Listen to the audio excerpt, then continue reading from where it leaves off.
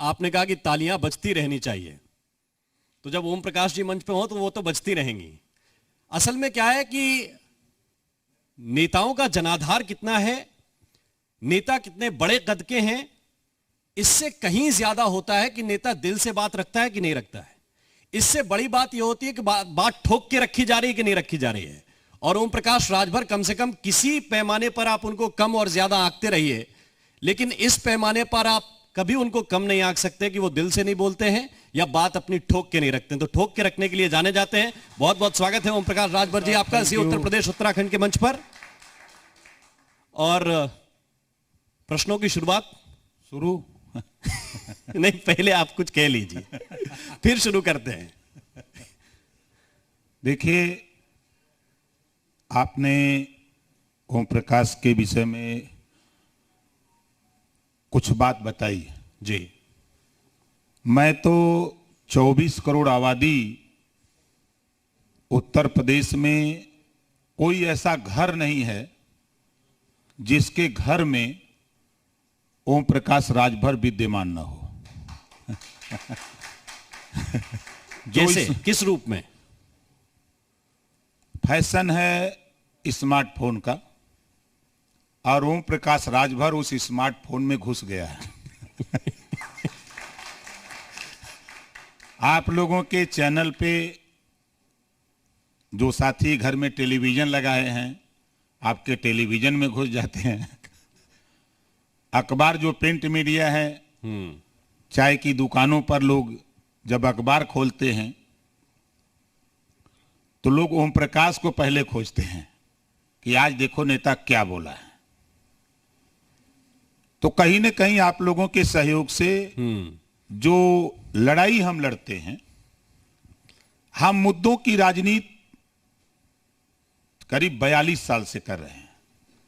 बेशक हम सदन में लंबे समय के बाद आए, 18 महीने में प्रदेश की राजनीति में मैंने दिखाया कि हम अपने लिए नहीं, हम वंचित, पिछड़े, दलित, अल्पसंख्यक के हक अधिकार के लिए हम लखनऊ आए, विधानसभा में आए जी। और विधानसभा के अंदर पूरे प्रदेश की नहीं, पूरे देश की जनता ने देखा कि पहली बार आजादी के बाद 70 साल से वोट पड़ रहे हैं, एमएलए चुने जा रहे हैं। विधानसभा के अंदर मुख्यमंत्री बनाम कैबिनेट मंत्री, मुख्यमंत्री माननीय योगी आदित्यनाथ जी और ओम प्रकाश राजभर, दोनों लोगों में इतनी लड़ाई हुई कि हमारे देश के गृह मंत्री माननीय अमित शाह जी को लखनऊ आके 2 बार पंचायत करनी पड़ी कि मान जाओ। हमने कहा कि जो आपने वादा हमसे किया है, हम कोई भीख नहीं मांग रहे हैं, हम कोई ठेका पट्टा नहीं मांग रहे हैं, हम कोई नौकरी नहीं मांग रहे हैं। हमसे उन्होंने जो कहा था कि हम सरकार बनवा दो, जातिवार जनगणना हम करा देंगे। हमारी शर्त थी जातिवार जनगणना, सामाजिक न्याय समिति की रिपोर्ट लागू कराना। हमारा इशू था प्रदेश में एक समान, अनिवार्य और फ्री शिक्षा जी। हमारा इशू था घरेलू बिजली का बिल माफ करना। हमारा इशू था कि प्रदेश में अमन चैन, भाईचारा पैदा करना। हमारा इशू था कि आज भी, मैंने माननीय अमित शाह जी से कहा था उस समय कि आज भी नेताओं के फ्लैक्स का छत बना करके गरीब आज भी रहता है, उसके विषय में सोचा जाए। क्योंकि प्रदेश की हालत ये हो गई है कि चाहे वो गांव सभा का मामला हो, चाहे विधानसभा का मामला हो, चाहे लोकसभा, जी, गांव में गुटबाजी हो गई है। उस गुटबाजी का शिकार गरीब हो रहा है। प्रधान जी चुन लिए गए, वोट उनको नहीं दिया गरीब, दूसरी गोल को दे दिया, आवास उसको नहीं मिलेगा जी, शौचालय नहीं मिलेगा, उसका नाली चक्रोट नहीं बनेगा। ये भेदभाव की वजह से। अब देखिए कितनी बढ़िया बात कही। ये कब नहीं था, मुझे ये बताइए। आप गांव के व्यक्ति हैं, मैं भी गांव का ही हूं। ये कब नहीं था कि प्रधान जी की तरफ और सरपंच जी की तरफ नहीं जाइएगा तो आपको योजना का फायदा नहीं मिलेगा। ये तो हमेशा से रहा है। कुछ मठाधीश गांव चलाते नहीं, यही इसीलिए तो ये ऊंच नीच, भेदभाव, बराबरी, गैर बराबरी, ये विषय हमेशा से उठते रहे हैं। अच्छा, मेरा इस समय जो हुआ, जी। इस समय वर्तमान में क्या बदल गया? देखिए, इस समय जो स्थितियां हुई, पहले 5,000 से शुरू हुआ, पहले 2,000 से शुरू हुआ, जो मेरी जानकारी में 5,000, 10,000, अब शुरू हो गया 40 से 50,000। अब जो दिहाड़ी पे मजदूरी करता है बेचारा, रिक्शा चलाता है, वो कैसे 50,000 देगा कि उसको आवास मिलेगा? एक समस्या है। इस समस्या को लेकर मैंने माननीय अमित शाह जी से कहा, माननीय मुख्यमंत्री योगी आदित्यनाथ से कहा कि आप यहां से जो भी योजना पहुंचा रहे हैं उसके पीछे जरा झांक के देखो। थाने की स्थिति पिछली सरकारों में मैंने देखा, चाहे सपा की रही हो, बसपा की रही हो, कांग्रेस, हम तो कहते हैं सबसे बढ़िया सरकार कांग्रेस की थी। उस सरकार में तो सपा के साथ रहे हैं आप। मैं क्या कह रहा हूं, देखिए मैं झूठ नहीं बोलता जी। कांग्रेस की सरकार जब हुआ करती थी तो किसी दल का कोई नेता अगर थाने पर चला गया तो उसकी बात सुनी जाती थी, न्याय अन्याय दोनों का तर्क वितर्क होता था और मदद सही की होती थी। लेकिन आज का दौर हो गया है कि अपराधी को बचाने में सरकार लग गई है, विधायक लग जाता है, सांसद लग जाता है, ये नहीं देखता है कि कम से कम वो बेचारा गरीब अगर उसको उत्पीड़न किया गया है, उसको उजाड़ा गया है, उसको मारा गया है, तो उसको भी तो न्याय मिलना चाहिए। विधायक जी फोन कर रहे हैं, दरोगा जी मेरा आदमी है। आप ये कह रहे हैं कि ये स्थिति अभी थाने की है। आप ईमानदारी से बताइए, सपा की स्थिति इससे बेहतर थी जिसके साथ आप चुनाव लड़ रहे हैं? वहां थाने में बैठ के ये सब नहीं होता था। सपा की सरकार में 500 से लेके 1,000 में FIR हो जाता था। इस सरकार में तो 20,000 से लेके 50,000 पे FIR हो रहा है। मेरे साथ चलिए, हम लोग चलते हैं, हम भी कुर्ता पैजामा उतार देते हैं, हम भी आपकी तरह पहन लेते हैं और चलते हैं हम लोग पगड़ी बांध के थाने पर। देखिए मजा, ये हाल है इस सरकार में कि थाने पर पहले पूछते हैं क्या नाम है, ओम प्रकाश, कौन जाति के हो? हम चमार हैं। चल इधर हट यहां से, कैसे चले आए? कौन जाति हो? भर है, बिन है, पाल है, प्रजापति है, कश्यप है, कैसे चले आए थाने में? तुमको पता नहीं, विधायक जी से नहीं मिले? ये थाने पर हो रहा है, थाने पर आज के तारीख में। ये कांग्रेस की रिजिंग में नहीं था, ये बसपा की रिजिंग में नहीं था, ये सपा की रिजिंग में नहीं था, ये भारतीय जनता पार्टी की रिजिंग में है। तो आप कह रहे हैं कि इससे बेहतर कानून व्यवस्था चला रहे थे अखिलेश यादव? सबसे बेहतर कानून व्यवस्था 4.5 साल मायावती जी ने चलाया था जी, 4.5 साल। उसके बाद बेहतर कानून व्यवस्था अखिलेश जी ने दिया। आज तो कानून व्यवस्था नाम की कोई चीज नहीं है। पत्रकार देश का चौथा स्तंभ होता है जी। सरकार को आईना दिखाता है ना कि ये गलती हो रही है, इसको सुधार लो। मिर्जापुर का पत्रकार मिड डे मील योजना में खाली इतना खबर लिख दिया ना कि आपके विद्यालय पे नमक और रोटी खिलाई जा रही है। सरकार ने क्या किया? भारतीय जनता पार्टी की सरकार ने उस पत्रकार को जेल भेज दिया।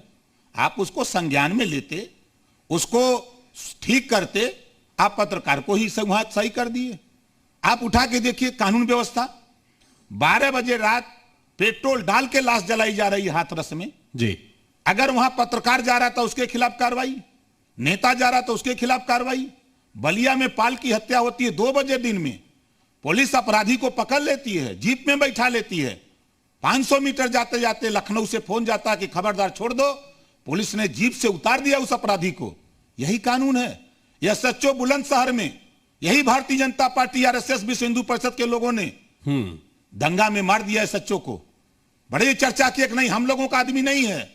जब जमानत होती है तो भारतीय जनता पार्टी के लोग झंडा लेके, माला लेके, साफा पहनाने निकल जाते हैं। यही कानून व्यवस्था है। आपको अगर बुलंदशहर याद है तो फिर कुंडा भी याद होना चाहिए। बिल्कुल याद है, जहां नहीं मुझे सब याद है। सीओ की नहीं, मुझे गोरखपुर भी याद है। तो सारी चीजें याद रहनी चाहिए ना। फिर मुझे गोरखपुर, फिर आप उनके साथ जाइए जिनकी कानून व्यवस्था बेहतर थी, जिनका आप नाम ले रहे हैं DSP, देखिए उनके साथ जाइए जिनकी पूरी सरकार अच्छी थी, कांग्रेस। आपको देखिए मैं आपको बता दूं, ओम प्रकाश राजभर निराला है। हम जहां रहते हैं सीना ठोक के रहते हैं जी, और गलत अगर हो रहा है तो उसका विरोध करेंगे, चाहे किसी की सरकार हो। हम किसी की सरकार में रहे, गलत होगा तो विरोध करेंगे और कहेंगे। हम चुप रहने वाले नहीं हैं। कल तक नहीं साथ था, आज साथ हैं, आप देखिएगा। नहीं, आप सीना ठोक के तो अभी ओवैसी जी के भी साथ थे, और वो आजाद पार्टी के जो मुखिया हैं उनके साथ भी थे, चंद्रशेखर आजाद के साथ। आज भी कह रहा हूं थे, मैं कहां कह रहा हूं कि नहीं थे। और उनको बता रहे हैं आप AB टीम है ये बीजेपी की? नहीं, मैंने कभी नहीं कहा। ओवैसी? मैंने कभी नहीं कहा। मैं ये कहता हूं कि जब हमारा गठबंधन मोर्चा बना, मैं अपने मोर्चे के लोगों को समझाया कि देखो भाई, हम लोग अकेले लड़के चुनाव नहीं जीत सकते। हम 100 सीट लड़ने के बजाय 1 सीट न जीते 100 सीट लड़के, हम 10 सीट लड़के 10 जीत लें। ये बात लोगों के समझ में भी आई। और शिवपाल जी के आवास पे हम 4 नेता जी, ओम प्रकाश राजभर, शिवपाल जी, ओवैसी जी और चंद्रशेखर जी, हम चारों बैठे। चारों लोगों ने तय किया कि चलो अखिलेश जी के साथ समझौता किया जाए। जब बसपा ने इनकार कर दिया तो मैंने कहा कि चलो वहां चलते हैं। सब लोगों ने तय किया। 10 तारीख की डेट पड़ी कि शिवपाल जी आप बात करो। 10 तारीख तक शिवपाल को डेट दी गई। हम लोग फिर अपने अपने घर चले गए काम में। 10 तारीख को फिर शिवपाल जी नहीं बात हो पाई तो 3 दिन बाद मैं खुद शिवपाल जी के यहाँ गया।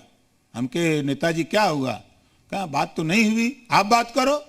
हमके देखिए, हम जाते हैं तो मान स्पॉट फैसला लेते हैं भाई।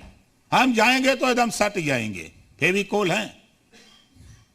तो कहें कि जाओ बात करो। हमके आप क्या करोगे? कहें हम भी आएंगे। हमके बात देखिए, हमसे कर रहे हैं, सबको लेके आना पड़ेगा, सीट कम मिलेगी, ये तय कर बता देता हूं। कहा नहीं जाओ बात करो। हम गए, बात तय हो गई। फिर मैंने प्रयास शुरू किया। अभी अंतिम देखा मैंने, ले जाकर के अखिलेश जी के यहाँ चंद्रशेखर जी को बैठा दिया। आप ही लोगों के टीवी पे चला कि दोनों लोगों की बात तय हो गई, 2 सीटें तय हो गई। फिर मेरे यहाँ मैसेज मिला भाई का कि हमारे लोग कह रहे हैं कि नहीं अब कम है। मैंने बात किया तो एक एमएलसी और सरकार में शामिल होने की बात तय कर दिया। फिर लोगों ने कहा कि नहीं 5 सीट। हमने कहा कि बात किया वहां, तो उन्होंने कहा कि उधर अब नहीं दे सकते। तो हमने कहा कि उनसे कहा कि हमारे तरफ आओ, हम 2 सीट देते हैं अपने कोटे की भाई, हम कह देंगे 1 सीट और 5 पूरा हो जाएगा। तो उनके लोगों ने कहा कि नहीं हम लोग पहले दूसरे चरण में लड़ेंगे जी। तो मैंने, चूंकि मेरी मजबूरी, मैं पहले दूसरे तीसरे चरण में चुनाव लड़ ही नहीं रहा था। तो अच्छा, आप कह रहे हैं अपनी कोटे की 2 सीट देने, आपका कोटा क्या है वो तो बता दीजिए, कितना सीट है? ज्यादा नहीं है, खाली 1.5 दर्जन है। उसमें सारे आपके कैंडिडेट लड़ेंगे या सपा की सिंबल पे भी लड़ाएंगे 1.5 दर्जन में? देखिए, हमारा प्रदेश अध्यक्ष सुनील अर्कबंसी जी शायद